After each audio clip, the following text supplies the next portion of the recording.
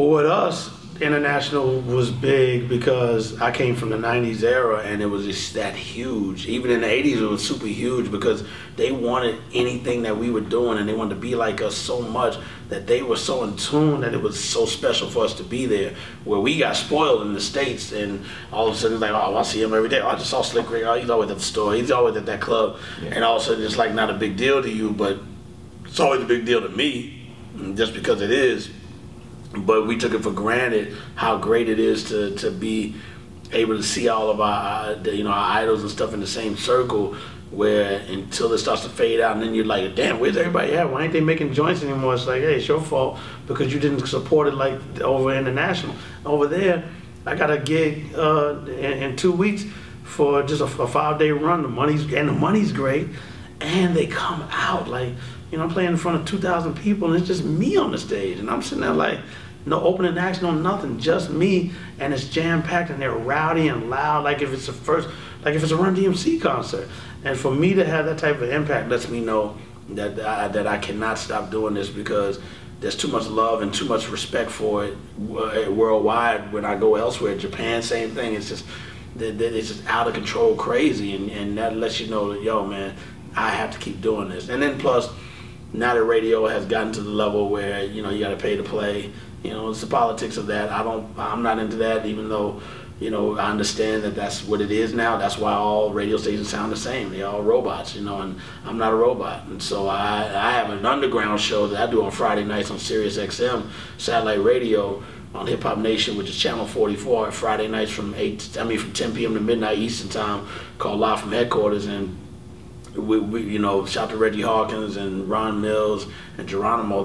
When they hired me, they were like, yo, do what you did on WBLS when you used to be on there back in 92. So I was like, yeah, no rules. And I break nothing but stuff that I think fits the format of a boom bap style show. There's certain Slim Thug records I will never play that just don't fit my format, and then they'll have one with J-Dog, who's one of his homies that he's promoting, and the beat's hot, and Slim Thug's killing it, J-Dog's killing it, and I'll play that. And then there's an artist like K Reno, who's looked at as one of the pioneers of hardcore Houston rap. If you talk to Bun B or Scarface, they'll say, yo, we studied K Reno before we even knew how to rap. And he's an OG that I have a new record that he just sent me called Old Rapper, New Rapper, where he's talking about how we need to get together with the younger rappers and they need to get with us. But he's talking about the differences between the two. Like, old rappers like, oh yeah, you only got 2 albums, your career will be over soon. New rappers like, man, you ain't been hot since 1998. Okay. And I like how he's showing the trend, the differences between what our problem is with each other. And then the hook, he said, old rapper, new rapper, we need to click up instead of beefing with each other.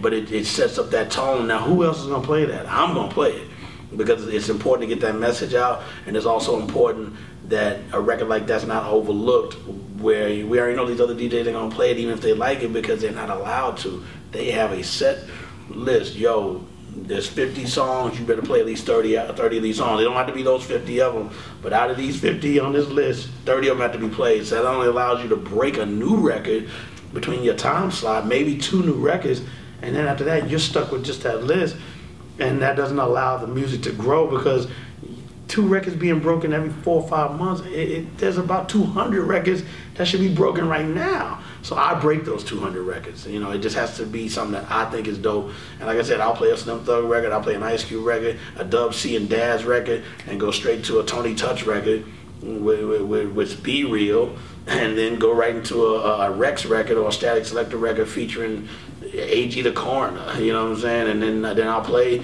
Nostalgia by Pusha T and Kendrick. I'll play Pound Cake because it fits my format. I'll play Tuscan Leather, you know what I'm saying? The other stuff doesn't fit my format, but at least those 2 do. So that way I'm covering a Drake record if it's in my format. But that's the way I was taught coming up in the game.